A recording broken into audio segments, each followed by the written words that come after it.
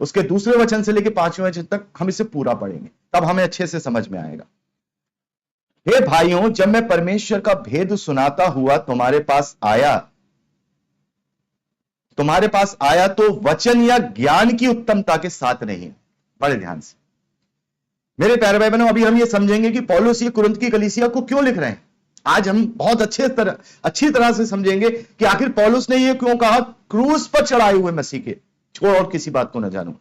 पौलुस यह कह रहे हैं कि जब मैं तुम्हारे पास आया था कुरिन्थ के वासियों, तब मैं किसी वचन को, यहां वचन ये परमेश्वर का वचन नहीं है, वर्ड ऑफ गॉड नहीं है, यहां क्या है, यहां लोगोस के माने मतलब शब्दों के विषय में बात की जा रही है, ठीक है। तो मैं किसी शब्द के या ज्ञान की उत्तमता के साथ नहीं आया था, ज्ञान की उत्तमता से।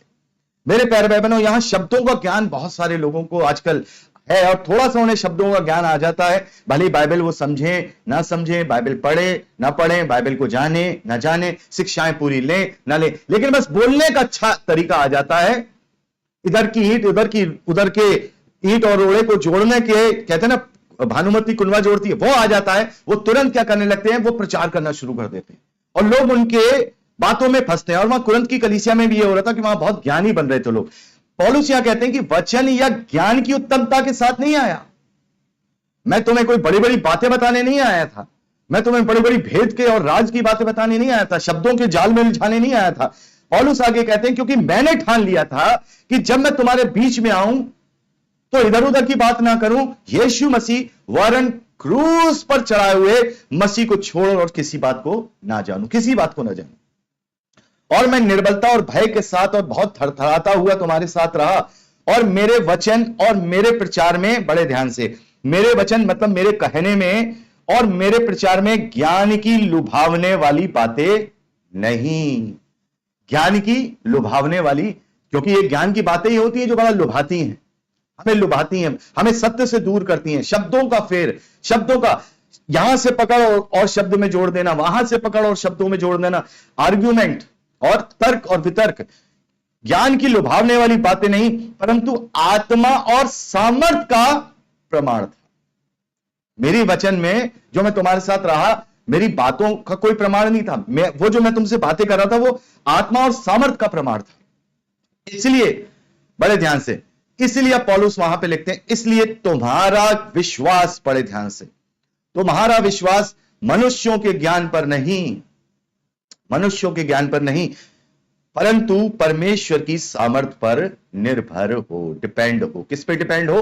किसी मनुष्य के ज्ञान पर नहीं, कि किसी मनुष्य ने अपना ज्ञान तुम्हें कह दिया, किसी ने कुछ कह दिया, किसी ने कुछ कह दिया, वचन का हवाला दे करके कह दिया और उसमें अपने शब्द जोड़ करके उसमें एक महल बुन दिया आपका सपनों का। नहीं, मनुष्यों के ज्ञान पर हमारा विश्वास आधारित नहीं होना चाहिए कि अरे फलाने व्यक्ति ने कहा था, फलाने पास्टर ने कहा था। हमारा विश्वास परमेश्वर की सामर्थ पर निर्भर, परमेश्वर की सामर्थ पर, पावर ऑफ गॉड। मेरे प्यारे भाई बहनों, तो परमेश्वर की सामर्थ क्या है? परमेश्वर की सामर्थ क्या है? पहला कुरिन्थियों उसका पहला अध्याय उसके 18वें वचन में लिखा है, क्योंकि क्रूस का संदेश या क्रूस की कथा नाश होने वालों के निकट मूर्खता है, परंतु हम उद्धार पाने वालों के निकट परमेश्वर की सामर्थ्य है। तो मेरे प्यारे भाई बहनों, परमेश्वर की सामर्थ क्या है? परमेश्वर की सामर्थ क्या है? क्या लिखा है? पौलुस का कहते हैं कि मनुष्यों के ज्ञान की लुभावने वाली बातों के आधार पर तुम्हारा विश्वास निर्भर ना हो, वरन परमेश्वर की सामर्थ पे हो। और परमेश्वर की सामर्थ क्या है? क्रूस का संदेश, क्रूस पर चढ़ाया हुआ मसीह, क्रूस पर चढ़ा हुआ मसीहा यीशु मसीह, वो है परमेश्वर की सामर्थ। जब हम स्मरण करते हैं कि प्रभु यीशु मसीह हमारे लिए क्रूस पर चढ़ा, तब उसका सामर्थ्य उस पर से प्रकट होता है। तो क्रूस का संदेश क्या है? क्रूस का संदेश, the message of the cross, the power of God. क्या? Power of God. मेरे प्यारे बहनों, पहला कुरिन्थियों पहला अध्याय उसके 22वें वचन से लेकर 24वें वचन तक हम पढ़ते हैं। यहां पौलुस उनसे क्या करें, कुरिन्थ के लोगों से, कि देखो क्रूस पर चढ़ाए हुए मसीह को छोड़ कुछ और बात को मत जानो। क्यों? यहूदी तो चिन्ह चाहते हैं, यहूदी यही करते रहे, यहूदी चिन्ह देखते रहे। जब उन्होंने देखा प्रभु ने बड़े चमत्कार किए हैं, बड़े अद्भुत कार्य किए हैं, तो लगे होशाना होशाना।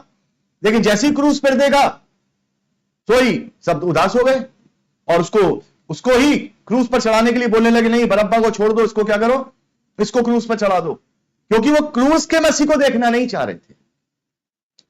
और यहां कुरिन्थ के लोग भी क्रूस के मसीहा को देखना नहीं चाह रहे थे, वरन प्रभु यीशु मसीह के उन बातों को देखना चाह रहे थे जो उस वक्त यरूशलेम में वो यहूदी देखना चाह रहे थे।